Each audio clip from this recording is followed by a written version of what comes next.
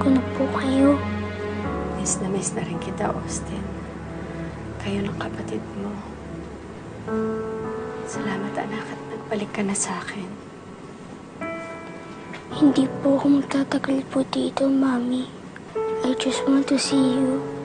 At meron din pong gustong sabihin sa inyo. Mami, sana po, huwag na po kayong mag-iisad. Kasi, nalulungkot din po ako. Pwede po bang maging happy na po kayo? Baby, paano ko naman gagawin yun? Hindi ko na kayo kasama ng kapatid mo. Isipin niyo lang po, Mami. Nandito pa rin po ako. Guardian angel niyo po. Binabantayan ko po kayo palagi. Sana po maging happy na po kayo. Kasi hindi po ako matatahimik. Hirap na po ako, Mami.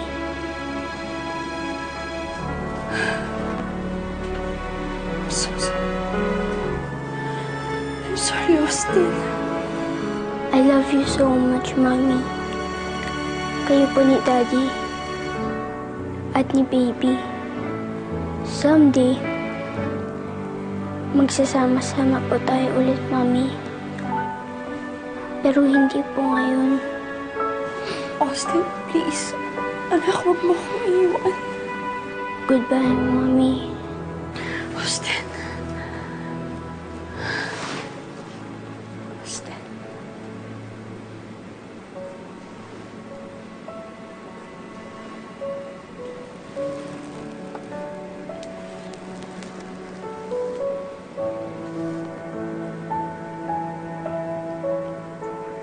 I'm so sorry, Austin.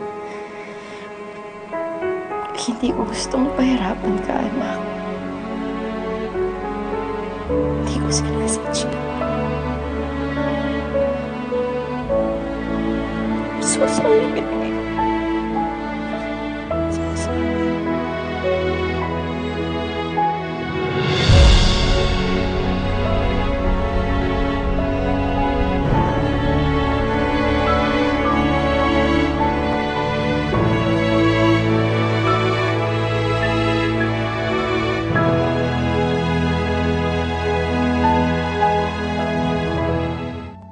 Napanaginipan mo si Austin, anak?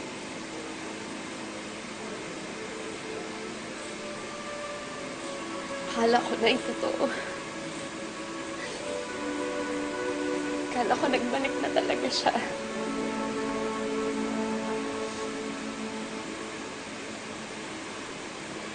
Baka naman meron siyang gustong ipahiwatig.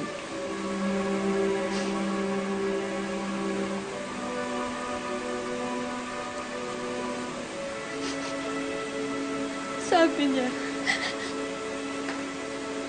hirap daw siyang nakikitang malungkot ako. Hindi ko na-realize na nahihirapan pala yung mga anak ko pag nakikita nila akong ganito.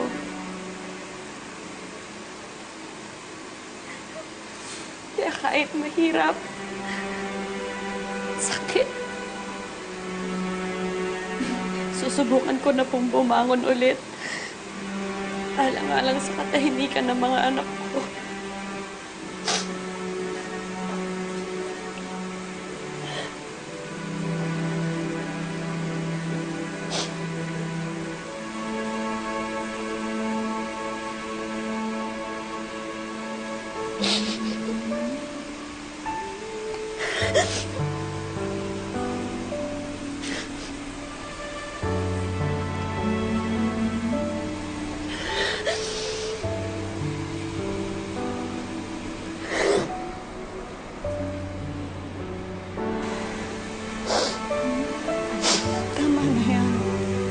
Darating din ang araw na kakasama rin kayo.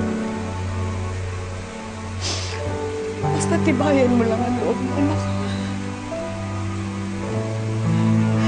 Para matahimik na rin ang kinaroroonan ni Austin.